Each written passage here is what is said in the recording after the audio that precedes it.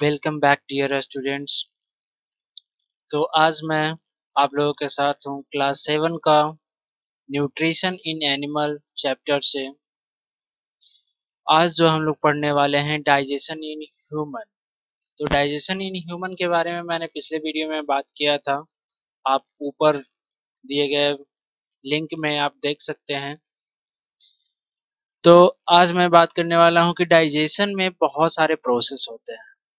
तो यहाँ पे 6 प्रोसेस दिया गया है। सबसे पहला तो मैं बात कर लूँ कि आपका है वकल कैविटी, फिर है फूड पाइप और ऑसोफैगस का इम्पोर्टेंस, फिर है आपका stomach, small intestine, large intestine, the anus. तो आज मैं बात करने वाला हूँ 3 टॉपिक के बारे में, जो कि आपका है पहला है वकल कैविटी, फूड पाइप और ऑसोफैगस एंड स्टमक। तो देखते हैं कि तो देखिए वकल कैविटी और माउथ। वकल कैविटी को माउथ भी कहा जा सकता है, क्योंकि ये जो वकल कैविटी होता है वो सारा का सारा माउथ का ही पार्ट है। तो देखते हैं माउथ में क्या क्या चीजें होती है। तो सबसे पहला तो हम लोग क्या करते हैं, फूड लेते हैं। ठीक है, फूड क्या करते हैं हम लोग, टेक करते हैं। Taking food into the body is called egestion. यानी जब हम फूड को ग्रहण करते हैं या टेक करते हैं या माउथ में जब ले जाते हैं तो वो प्रोसेस क्या कहलाता है, इजेशन कहलाता है। क्या कहलाता है, इजेशन। उसके बाद क्या करते हैं हम लोग, च्यू करते हैं फूड को। ठीक है, चबाते हैं। यानी जब च्यू करते हैं तो हमारे माउथ में क्या होता है, कुछ लार्वा टाइप का निकलता है। ठीक है, जिसको हम लोग क्या कहते हैं, सलीवा कहते हैं। सलीवा कहते हैं, जो कि क्या करता है, हमारे फूड को क्या करता है, स्लिपरी और चिकनाहट प्रदान करता है। ठीक है, यानी वो क्या कर बनाता है, चिकना। ठीक है, चिकना बनाने का वो यहाँ पे पर्पस क्या होगा वो मैं बताऊंगा। लेकिन साथ ही साथ क्या होता है, जब हम लोग चबाते हैं या च्यू करते हैं फूड को तो क्या होता है, वो छोटे छोटे टुकड़ों में क्या होता है, टूट जाता है और सलीवा के साथ मिक्स हो जाता है। इस प्रोसेस को हम लोग कहते हैं मैस्टिकेशन। क्या कहते हैं, मैस्टिकेशन। तो हम कह सकते हैं व्हाट इज मैस्टिकेशन। तो mastication is the process of breaking down of the food into the smaller piece and mixed with the saliva is known as the mastication।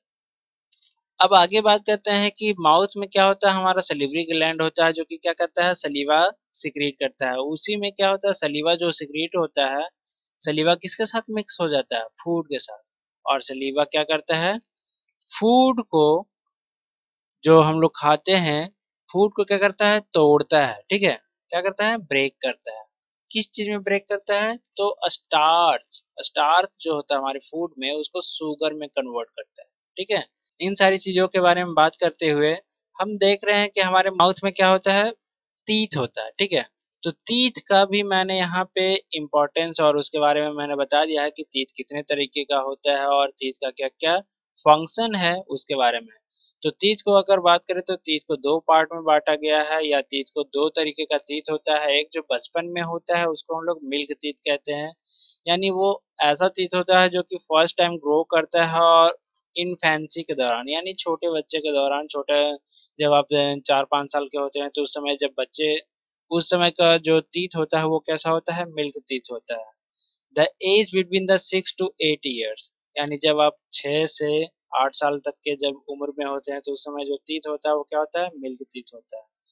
उसके बाद जो तीत ग्रो करते हैं या जो उगते हैं वो क्या होते हैं, परमानेंट तीत होते हैं। ठीक है, the second set that replace them at the permanent teeth.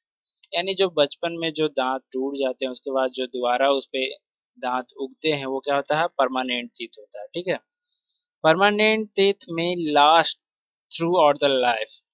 अब क्या होता है, ये जो टीथ होता है पूरा जिंदगी भर आपके साथ होता है।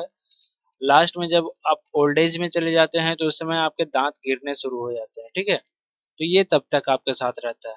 लेकिन और मैं देख लूं कि तीत क्या होता है, तीत के पार्ट्स है। तीत जो आपका इंसाइजर है, कैनाइन है, प्रीमोलर है, मोलर है, सबका अलग अलग फंक्शन है। इंसाइजर जो कि सबसे फ्रंट में होता है, इसको हम लोग कटिंग तीत भी कहते हैं। क्या कहते हैं, कटिंग तीत कहते हैं। ठीक है, ये जो इंसाइजर है, 2 नीचे वाले जबड़े में होता है और 2 ऊपर वाले जबड़े में, यानी ये पूरा कितना होता है, 4 होता है। ठीक है, अब है कैनाइन। कैनाइन की बात करते हैं तो इसको हम लोग टीयरिंग टीथ कहते हैं। क्या कहते हैं, टीयरिंग टीथ।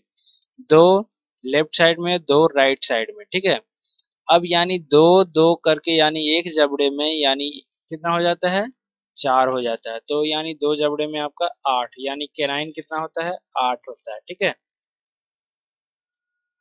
आगे हम लोग बात करने वाले हैं प्रीमोलर।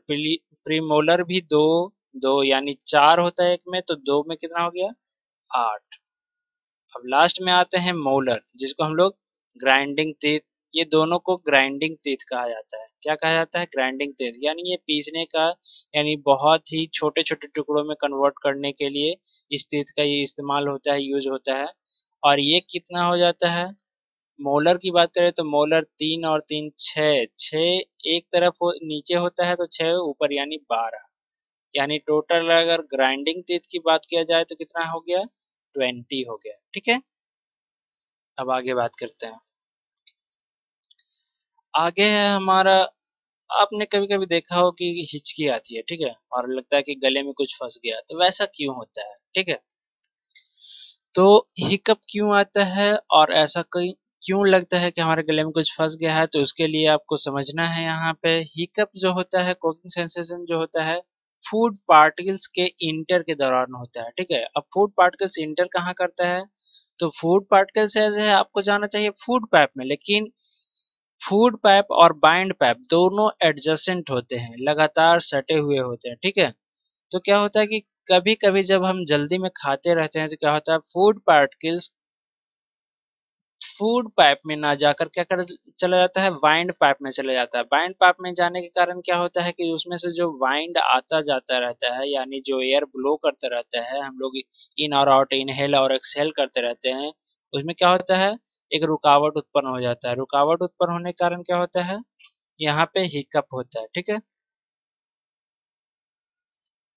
अब बात करते हैं कि windpipe carries air from the nostril to the lungs. Windpipe का फंक्शन होता है कि जो हमारा एयर को क्या करना है, नॉस्ट्रिल से लेकर लंग्स तक पहुंचाते रहना है। ठीक है। It runs adjacent to the food pipe, but inside the throat, air and food share common passes. जब गले के अंदर जाता है तो वो क्या होता है, एक कॉमन पासेज होता है। ठीक है। जब हम लोग फूड च्यू करते हैं और उसके बाद जब सॉल्व करते हैं तो क्या होता है, फ्लैप फ्लैक वॉल्व होता है, जो कि पासेज को बंद कर देता है। किसके पासेज को, बाइंड पाइप के पासेज को, और फूड कहाँ चला जाता है, फूड पाइप में। ठीक है। कहाँ चला जाता है, फूड पाइप में। लेकिन जब जल्दी में खाना खाते रहते हैं तो क्या होता है, किसी कारण बस ये जो फ्लैप लाइक वॉल्व होता है वो क्लोज नहीं हो पाता है, और फूड के कुछ पार्टिकल कहाँ चले जाते हैं, बाइंड पाइप में, जिसके कारण हमें क्या होता है, हिकअप होता है। ठीक है। आगे बात करते हैं फूड पाइप और ओसोफैक्स।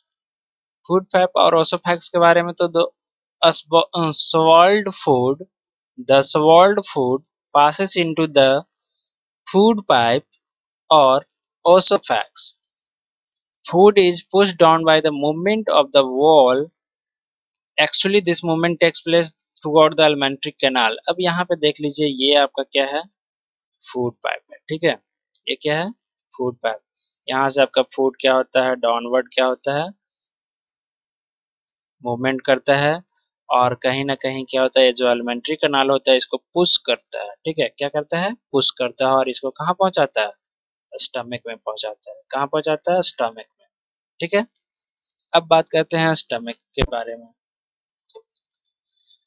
तो स्टमक क्या करता है, जो कि हमारा फूड रिसीव कर लिया फूड पाइप से, ठीक है, और दूसरे तरफ ये खुला होता है, ये जाकर आगे कहाँ मिलेगा, इंटेस्टाइन में। ठीक है।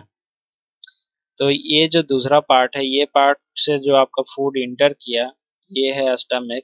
स्टमक में आपका इंटर कर गया फूड, और उसके बाद ये आगे प्रोसेस में जाएगा स्मॉल इंटेस्टाइन में। लेकिन जब फूड पहुंचता है स्टमक में तो यहाँ क्या क्या चीजें होती है उसके बारे में समझना है। The inner lining of stomach secrete mucus, hydrochloric acid and digestive juice. बात करते हैं कि स्टमक में क्या होता है, म्यूकस, हाइड्रोक्लोरिक एसिड, जिसको हम लोग HCl के नाम से भी जानते हैं, and digestive juice. The mucus protect the lining the stomach, and acid kills the bacteria that enter along with the food and make the medium in the stomach acid. The digestive juice break down the protein into the simpler substance. अब यहाँ पे जो stomach में क्या होता है, stomach में क्या होता है, डाइजेस्टिव जूस होता है। क्या होता है, डाइजेस्टिव जूस होता है। वो क्या करता है, फूड को ब्रेक करता है, क्या चीज है, सिंपलर सब्सटेंसेस और प्रोटीन में। चलिए यहाँ से प्रोटीन को तोड़ देता है, यानी हम कह सकते हैं कि प्रोटीन को तोड़ने का काम कहाँ होता है, द स्टोमक में होता है। कहाँ होता है, स्टमक में होता है। ठीक है, आज की क्लास में इतना ही।